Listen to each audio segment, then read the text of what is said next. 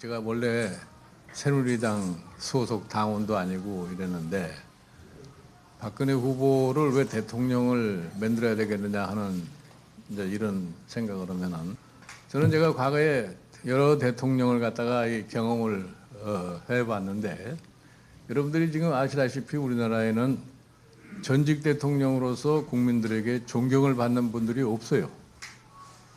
그 왜 여러분 그 사람들이 존경을 받지 못하느냐?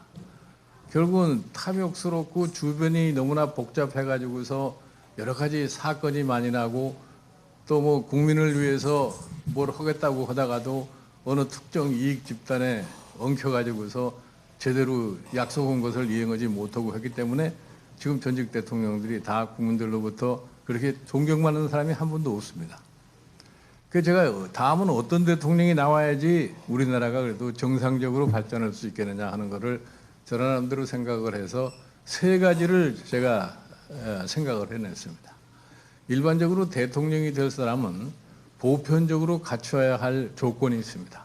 뭐 안보도 알아야 되고 경제도 알아야 되고 교육도 알아야 되고 지금 개방된 사회에서 뭐 글로벌이라고 하는 그 개념도 알아야 되고 또 사회가 굉장히 다양해졌기 때문에 그 다양성이라는 것도 어떻게 풀어가야 할 것이냐 하는 이런 것도 알아야 되고 이거는 아마 대통령 후보로 되는 사람일 것 같으면 공동적으로 갖춰야 될 하나의 전제 조건이라고 봐요. 그걸 떠나서 우리나라의 특수한 사정 때문에 저는 조건이 있는 세 가지 조건을 갖다 드는데 첫째로 뭐냐면은 좀 탐욕스럽지 않은 사람이 돼야 되겠다 이런 얘기입니다. 여러분들이 보시면은 지금 우리나라의 초대 대통령서부터 지금에 이르기까지 이 사람들이 탐욕이 너무 많았었기 때문에 자꾸 쓸데없는 대통령으로 해서는 안 될 일을 갖다 많이 하다가 결국 가서 뭐 권력을 탐했건 금욕을 탐했건 이제 이런 것 때문에 다 실패라고 말해버린 거예요. 그 다음에 두 번째로는 대통령의 주변에 여러 가지 이 주변이 복잡하면은 그 주변 사람들이 여러 가지 사고를 많이 일으켜가지고서 또 대통령이 운신의 복도 줄어들고 또 국민들에게 지탄을 받는 그런 꼴이 되는 겁니다. 그러니까 뭐 형님이다, 아우다, 무슨 처가다, 뭐다 이게 다 대통령이 되면은 자기도 다 대통령 되는 양 이런 식으로다가 움직였기 때문에 또 실패를 한 거예요.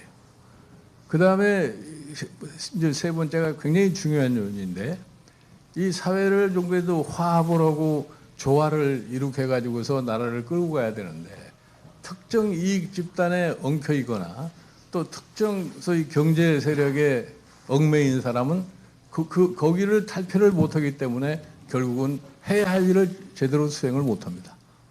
이래서 이 세 가지를 좀 극복할 수 있는 사람이 다음은 대통령이 돼서 한번 질서를 잡아야지 그래야지 나라가 앞으로 정상적으로 발전할 수 있겠다 이렇게 생각하는데 보니까 우리 저 박근혜 후보가 그 점에서 딱 맞는 사람이 아닌가 이렇게 생각합니다.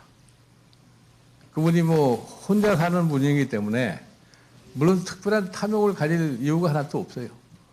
그 다음에 이 두 번째로 말씀드렸던 이 주변이 비교적 간단합니다. 주변이 간단하기 때문에 뭐 사고를 칠 수 있는 그런 여지가 별로 없는 분이에요.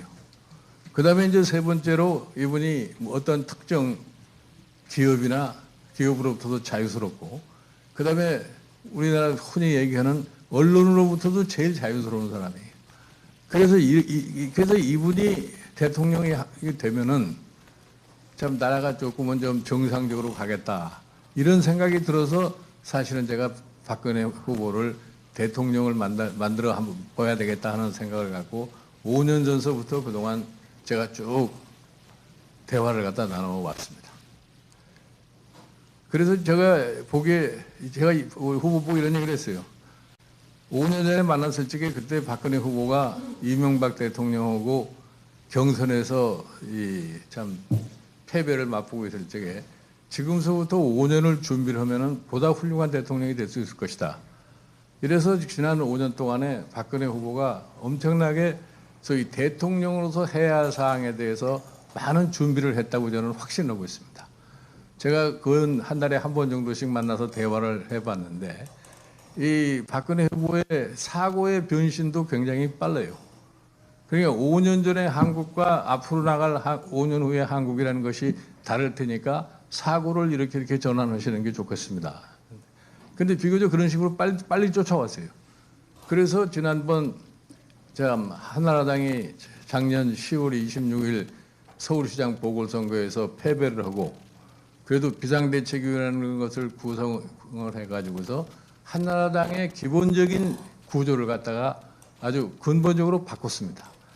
제가 이 정강정책을 들여다 보니까 과거에 한나라당이 가지고 있던 정강정책이라는 것은 어떻게 보면은 좀 반서민적인 그러한 정강정책을 가지고 있었어요.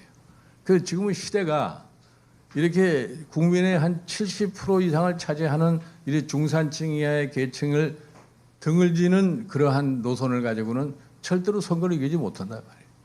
그래서 이거를 근본적으로 한번 더 고쳐봅시다. 그렇게 해서 이 지금 새누리당의 정강정책의 경제민주화라고는 조항을 갖다가 삽입하게 된 겁니다. 물론 한나라당의 과거의 생리로 봐서는 그게 전혀 맞지 않는 거예요.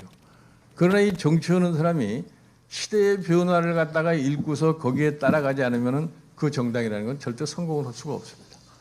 그렇게 해서 박근혜 후보의 결단에 의해서 정강정책을 갖다가 바꾸고 좀 당을 좀 어떻게 새롭게 쇄신을 해서 그 결과로 얻은 것이 지난 4.11 총선에서 과반수 의석을 확보를 한 겁니다.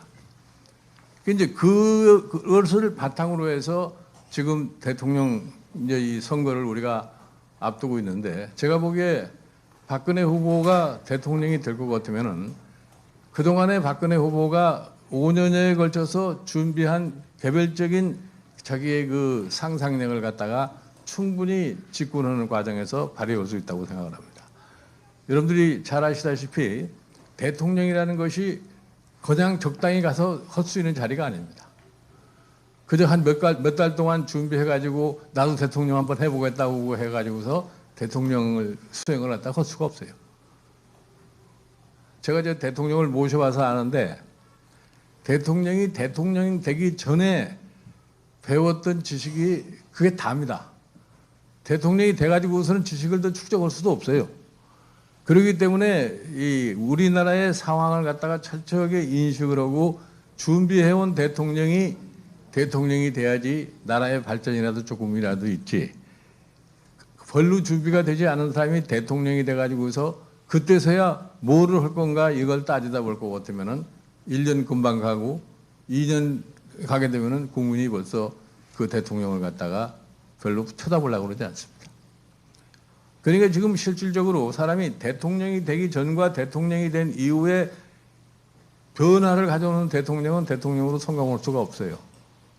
여러분들 잘 경험해서 아시죠? 우리가 노무현 대통령이 신인으로 출발해 가지고서 일반 국민들이 생각하기에 저 사람은 좀 서민적이고 좀 새롭고 저 사람을 대통령이 될 것 같으면은 우리 서민들의 생활이 조금이라도 나아질 수 있겠지. 이렇게 해서 사실은 뽑은 게 노무현 대통령. 그런데 막상 뽑고 나서 보니까 원래 제대로 된 준비를 하지 않은 사람이기 때문에 쉬운 길로 가는 겁니다. 그 쉬운 길로 가는 게 어디냐? 큰 사람들하고 같이 어울려서 지내면 편하겠다 이렇게 생각해서 그걸 가서 우리나라 재벌들을 손을 잡고서 정책을 핀 겁니다. 그러니까 거기서 양극화가 확 벌어지고 그렇게 해서 한 1, 2년 가서 이 일반 시민들이 보니까 저 사람이 우리를 배신했구나. 이래서 노무현 대통령의 만렙이 아주 참 고약하게 끝을 날 수밖에 없어요. 이래서 대통령이 될 사람은 자기 나름대로 국가를 어떻게 끌고 갈 것인가. 지금 우리가 당면한 나라의 실정이 뭐라고 하는 것에 대한 올바른 인식을 가져야만이 국정을 갖다 제대로 수행을 할 수 있습니다. 이 점에 있어서 지금 우리가 문재인 후보나 우리 박근혜 후보를 비교할 적에 문재인 후보는 박근혜 후보를 갖다가 그런 점에서 따라올 수가 없습니다. 그래서 여러분들이 이러한 생각을 가지시고 주변 사람을 설득을 시키시면은 제가 보기에 많은 사람들이 거기에 동조하리라고 생각합니다.